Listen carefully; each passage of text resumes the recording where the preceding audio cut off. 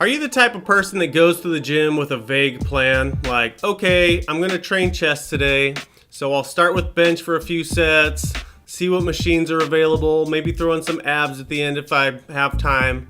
Don't worry, I used to be the same way.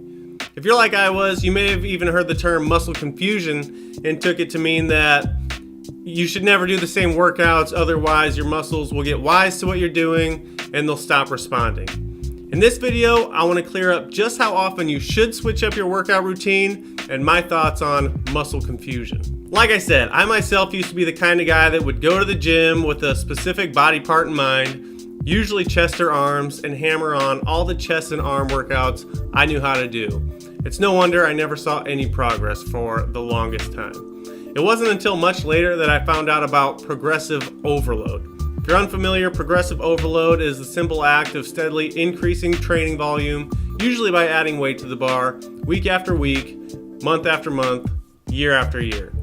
Usually the longer you can keep progressing, the more muscle you'll be able to build, and the more muscle you build, the easier it is to lose that stubborn fat and keep it off in the long run. So let me ask you this. If you do 4 sets of barbell bench press this week, and then 4 sets of dumbbell bench press next week, and then the following week you do 4 sets of the machine chest press, how are you going to be able to track whether or not you've actually progressed?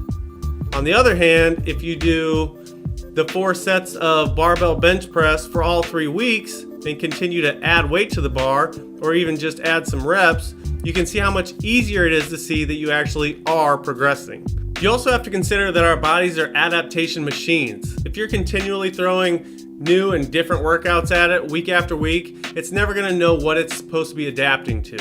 It's kind of like that one girlfriend you had in high school that was always giving you mixed signals, so the relationship never went anywhere. It's the exact same thing. On the other hand, if you focus on a few key movements week after week and continue to focus your efforts on lifting more weight, the adaptation signal that your muscle receives couldn't be more clear. Now, does this mean you should stick to the same routine for years? Of course not. The longer you stick to the same workouts, the less progress you'll see. This is known as the law of diminishing returns. So how often should you switch up your workouts? Now, as you probably guessed, this will vary for everybody, but a good rule of thumb is somewhere between every 4 and 8 weeks. Once you stop progressing and find yourself unable to increase the weight for a couple weeks, assuming your diet and sleep schedule are on point, that's usually a good indicator it may be time to switch things up. Which brings me to another important topic, which is this. Make sure you are tracking your workouts. Just like quote unquote muscle confusion, it'll be impossible to see if you're actually progressing week to week if you never track the amount of weight you're lifting and for how many sets and reps. If you're just going to failure, well, you're gonna do just that, fail. If you're looking to get on a diet and training plan to start seeing the results you haven't been, schedule a free consult with me and I'll be happy to help you out. Otherwise, thanks for watching and I'll see you in the next video.